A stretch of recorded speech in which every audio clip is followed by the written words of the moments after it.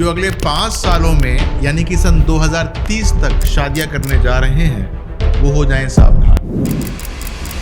5 सालों में आपका यदि शादी करने का इरादा है तो आपको अपना एस्ट्रोलॉजिकली इमोशनल इंडेक्स चेक करा लेना चाहिए, क्योंकि ब्रह्मांड की चाल अब सीधी नहीं रहने वाली, खास तौर से उनके लिए जो कि नई शादी करने जा रहे हैं। आने वाले वर्षों में ग्रहों की चाल दिल के रिश्तों से टकराएगी और इस टकराव से होगा भावनाओं का विस्फोट। शनि मीन और मेष राशियों पर अपना नियम बिठाएंगे, गुरु वृषभ से लेकर तुला तक की राशियों पर अपना प्रभाव की छाया डालेंगे और राहु केतु 4 राशियों में ऐसी उलझने बुनेंगे जो कि सीधे रिश्तों की नसों को भी झकझोर कर रख देगी। इन 5 सालों में यानी कि सन 2030 तक बनने वाले रिश्ते सिर्फ शादी नहीं होंगे, ये एक इमोशनल अग्नि परीक्षा होगी, जहां पर हर मुस्कान के पीछे एक सवाल होगा, हर रिश्ते का एक इम्तिहान होगा। तो अगर आप भी सोच रहे हैं कि शादी कर लूं तो जरा ठहरिए, इस खगोलीय जाल की परतों को मैं खोल देता हूं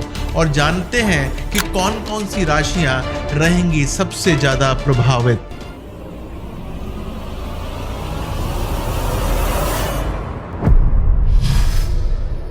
डॉक्टर विनय बजरंगी जी की सभी वीडियो देखने के लिए चैनल को सब्सक्राइब करें और बेल आइकन बटन दबाएं।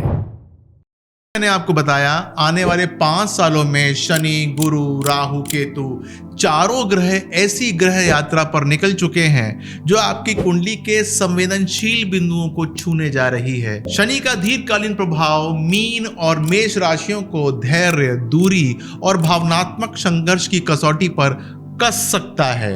गुरु जो ज्ञान और विस्तार के प्रतीक हैं, वृषभ से तुला तक की राशियों में रहकर कई रिश्तों को आशा भी देंगे, लेकिन साथ साथ भ्रम भी देंगे। और फिर जानते हैं राहु केतु, जिनका प्रभाव माया जाल और मानसिक उलझनों से भरा होता है। ये 4 राशियों में ऐसे बीज बो सकते हैं जो कि रिश्तों में शंका, असुरक्षा और इमोशनल ड्रामा को जन्म दे सकती हैं। अब सवाल यह है कि कौन सी राशि को क्या क्या झेलना पड़ सकता है, कहां प्यार की होगी परीक्षा और कहां रिश्तों की बन जाएगी चुनौतियां।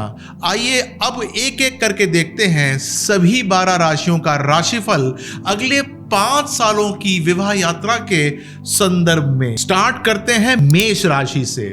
आपके रिश्तों में लैक ऑफ कम्युनिकेशन सबसे बड़ा संकट बन सकता है। यदि कुंडली में बुध अशुभ हो तो बातें अधूरी रहेंगी और गलतफहमियां रिश्तों में खामोशी और दूरियां ला सकती हैं। ध्यान दीजिएगा, इसके उपाय होते हैं। अब देखते हैं कि वृषभ यानी कि टॉरस के लिए क्या है। फाइनेंशियल स्ट्रेस आपकी वैवाहिक जिंदगी को हिला सकता है। शुक्र अगर नीच या पाप ग्रहों से पीड़ित है तो धन को लेकर मतभेद बढ़ जाएंगे और साथी के साथ असुरक्षा की भावना गहरा जाएगी। मिथुन राशि की बात करते हैं यानी कि जेमिनाई। यहां समस्या होगी इनफिडेलिटी की या कि इमोशनल चीटिंग की भी हो सकती है।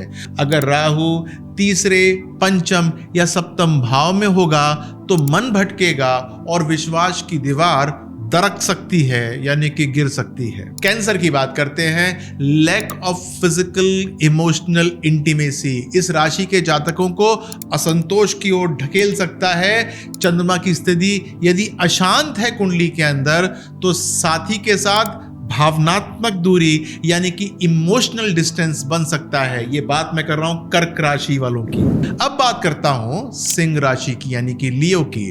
डिसरिस्पेक्ट और अहंकार टकराते हैं आपके रिश्तों में तो आपके रिश्ते जहर बन सकते हैं, ऐसा मुझे दिखाई देता है। सूर्य और शनि के बीच द्वंद्व है तो मैं और तू के बीच की दीवारें और ऊंची हो जाएंगी, दिक्कतें आपके लिए बढ़ सकती हैं। बात करता हूं कन्या यानी कि वर्गों की। अगर आप अपने रिश्तों में अवास्तविक उम्मीदें रखते हैं तो आपके लिए परेशानी बढ़ जाएगी। बृहस्पति अगर कुंडली के अंदर नीच का है या फिर शत्रु स्थान पे बैठा हुआ है तो पार्टनर की छोटी छोटी बातें भी बड़ी शिकायतों के अंदर बदल सकती है, परिवार के साथ मतभेद आपका हो सकता है। तुला यानी कि लिब्रा, निग्लेक्ट और ओवर कॉम्प्रोमाइजिंग इस राशि की कमजोरी बन सकती है। अगर शुक्र कुंडली के अंदर पीड़ित है तो खुद को आप परेशानी के अंदर डाल देंगे, रिश्ते बचाने की कितनी भी कोशिश करेंगे लेकिन फिर भी आपको संतुष्टि नहीं मिलेगी। इस बात का ध्यान रखिएगा, समय रहते उपाय करने चाहिए। वृश्चिक, स्कॉर्पियो, यहां खतरा है गुप्त लतों यानी कि एडिक्शन का, जो कि धीरे धीरे रिश्तों को भीतर से खोखला कर सकती है। केतु या राहु का प्रभाव अगर 12th हाउस पे हो या अष्टम भाव पे हो तो ध्यान रखें, सच्चाई छुपाई नहीं जा सकती है। समझ गए हैं बात? धनु राशि यानी कि सजिटेरियस की बात करता हूं। लैक ऑफ शेयर्ड गोल्स और भटकती हुई जीवन दृष्टि आपकी शादी को दिशाहीन बना सकती है। कुंडली में यदि गुरु कमजोर है तो आप और आपका साथी अलग अलग रास्तों पर निकल सकते हैं, यानी कि टाटा बाय बाय हो सकता है। अब बात करता हूं मकर यानी कैप्रिकॉर्न की। यहां सबसे बड़ा संकट है बाहरी हस्तक्षेप।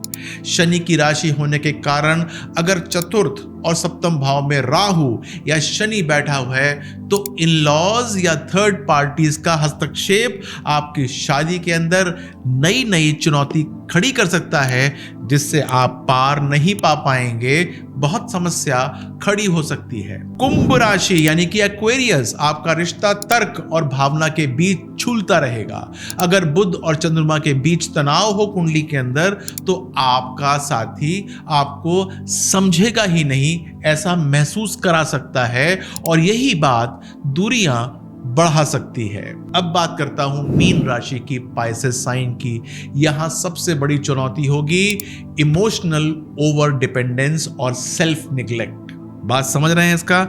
यानी कि आप बहुत ज्यादा डिपेंड होंगे और अपनी भावनाओं की आप नजरअंदाज कर देंगे। अगर गुरु और चंद्रमा आपकी कुंडली में पीड़ित है तो आप अपने अस्तित्व को साथी के लिए कुर्बान कर बैठेंगे और अंततः खुद को भी खो देंगे। अब आप समझ ही गए होंगे कि हर राशि के लिए अपना एक इमोशनल ट्रैप है और इस ट्रैप को समझे बिना शादी कर लेने का फैसला एक ऐसे रास्ते पर चलना है जहां पर हर मोड़ पर एक नया इम्तिहान होगा। आप तैयार होने चाहिए अगला कदम जानने के लिए। लेकिन यहाँ पर मैं मैचिंग ऑफ द हॉरोस्कोप्स के लिए एक बहुत इंपॉर्टेंट बात बताऊंगा जो कि बड़ी इंपॉर्टेंट है। बहुत सारी चीजें मैचिंग ऑफ हॉरोस्कोप से ठीक हो जाती हैं। आइए अब देखते हैं कि कैसे हम ठीक कर सकते हैं इन सभी संकटों को, कैसे हम टूटते रिश्तों को जोड़ सकते हैं और कैसे अपनी कुंडली में ही छिपे हैं उन 10 रहस्यमय उपायों के सूत्र जो आपकी शादी को बना सकते हैं स्थिर, मधुर और मजबूत। सबसे पहले विश्वास और ईमानदारी यानी कि ट्रस्ट एंड ऑनेस्टी। यदि सप्तम भाव का स्वामी शुभ हो और शनि बुध की स्थिति संतुलित हो तो रिश्ता बनता है भरोसे का किला, वरना शक, धोखा और झूठ आपकी शादी की नींव को हिला सकता है। दूसरी बात है इफेक्टिव कम्युनिकेशन यानी कि प्रभावी संवाद। बुध की स्थिति अगर मजबूत हो, विशेषकर द्वितीय और पंचम भाव में, तो आप अपने दिल की बात सही ढंग से कह पाएंगे और उस पे अमल करवा पाएंगे, वरना बातों की कमी से रिश्तों में दूरी आने लग जाएगी। इमोशनल इंटीमेसी एंड कनेक्शन, भावनात्मक निकटता, ये बड़ा इंपॉर्टेंट है। चंद्रमा और शुक्र अगर कुंडली में शुभ ग्रहों से दृष्ट हो तो दिल से दिल की बात हो सकती है, इस बात का ध्यान रखिएगा। अशुभ दशा में ये ग्रह भावनात्मक ठंडापन ला सकते हैं, जिसके उपाय समय रहते करने चाहिए। अगली बात आती है म्यूचुअल रिस्पेक्ट यानी कि आपसी सम्मान की। यदि सूर्य और गुरु की युति सात्विक कुंडली के अंदर है तो रिश्ते में इज्जत और समानता बनी रहती है, लेकिन अगर अहंकार बढ़ जाए तो वही इज्जत धीरे धीरे तिरस्कार में बदल जाती है, इस बात का ध्यान रखिएगा। एक बड़ी इंपॉर्टेंट चीज होती है जिसको कहते हैं कॉन्फ्लिक्ट रेजोल्यूशन स्किल्स, संघर्ष सुलझाने की क्षमता। मंगल की स्थिति यहाँ महत्वपूर्ण होती है। यदि मंगल शांत है तो झगड़े बहस में नहीं बदलते, समझदारी के अंदर बदल जाते हैं। अगर अशांत हो तो घर युद्ध भूमि बन जाता है और परेशानियां फिर बढ़ ही जाती हैं। अगला पॉइंट है कमिटमेंट टू द रिलेशनशिप, यानी कि संबंध के प्रति समर्पण। शनि की दशा में ये सबसे अहम होता है। यदि शनि संयमी है तो रिश्ता दीर्घकालीन होता है, और अगर ऐसा नहीं है तो रिश्तों के अंदर स्थायित्व तो नहीं होता, परेशानी बढ़ सकती है, अलग अलग हो सकते हैं। क्वालिटी टाइम टुगेदर, साथ साथ समय बिताना, गुरु और चंद्रमा की युति इस पर असर डालती है। शुभ स्थिति में दोनों साथी एक दूसरे को वक्त देने में सफल होते हैं, वरना हम साथ हैं पर साथ नहीं वाली स्थिति बन जाती है। Willing to forgive and let go, माफ करने की क्षमता।